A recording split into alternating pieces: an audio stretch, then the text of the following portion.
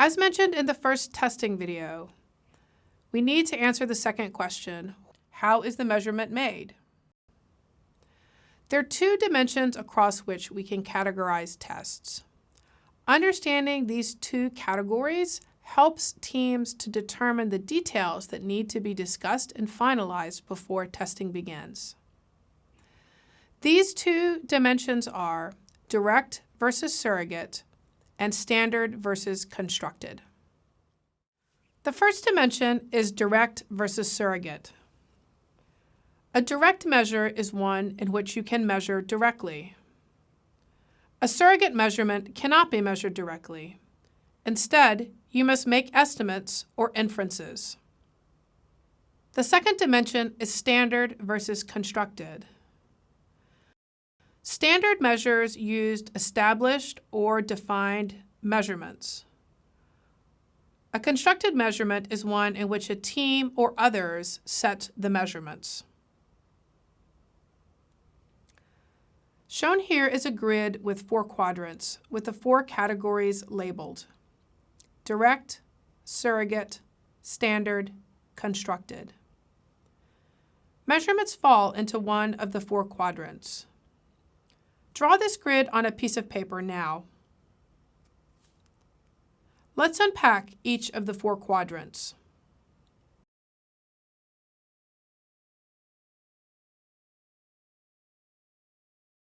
Direct and standard measurements can be measured now and with a measuring instrument. Examples of characteristics of direct measurements include time, weight, volume, and length. All of these measurements can be associated with a defined international standard, such as SI units. Here is a partial list of tools used for direct and standard measurements: ruler, caliper, scale, ammeter, voltmeter, stopwatch, and pH meter.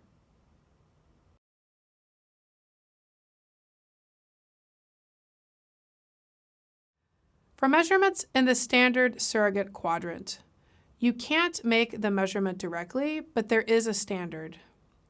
For example, sometimes it takes too long to make a measurement, so instead you make an estimate. Examples of measurements in the surrogate standard quadrant include cost, battery life, and flow rate. Finalizing the cost of a product is very difficult when a team only has a prototype. Therefore, the team may make an estimate using the standard scale of US dollars. It may take too long to measure the full battery life of a product, so the team may look up a value in the literature. Finally, a team may measure the filtration rate for their device over the course of a week and then extrapolate its performance over a month. For battery life, a team may complete a series of measurements with their device and measure depletion of the battery during those tests. The team could then extrapolate that depletion to estimate the overall length of the battery life.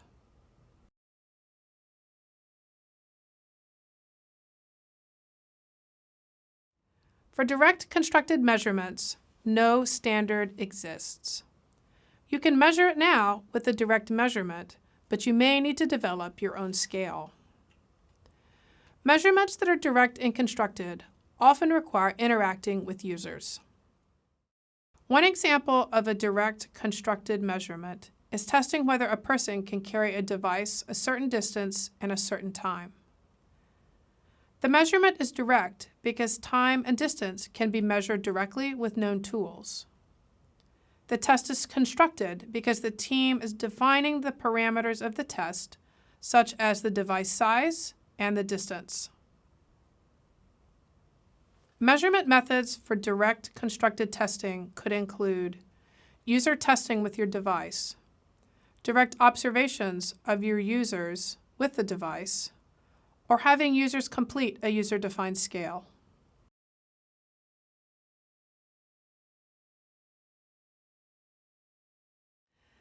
The last and final quadrant is for constructed surrogate measurements.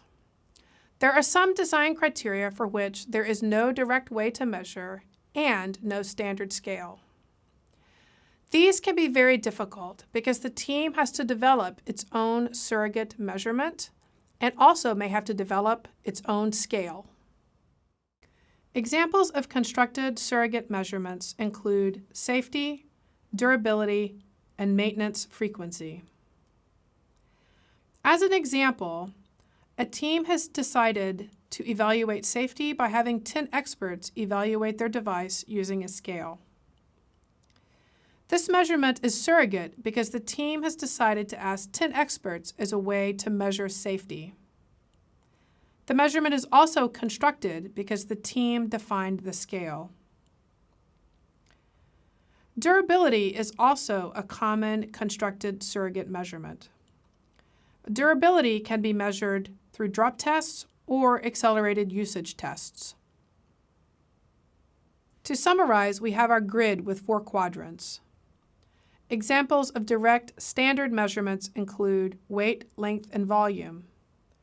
Examples of standard surrogate measurements include cost, battery life, and flow rate. Examples of direct constructed measurements include usability and portability. And finally, examples of constructed surrogate measurements include safety, durability, and maintenance frequency.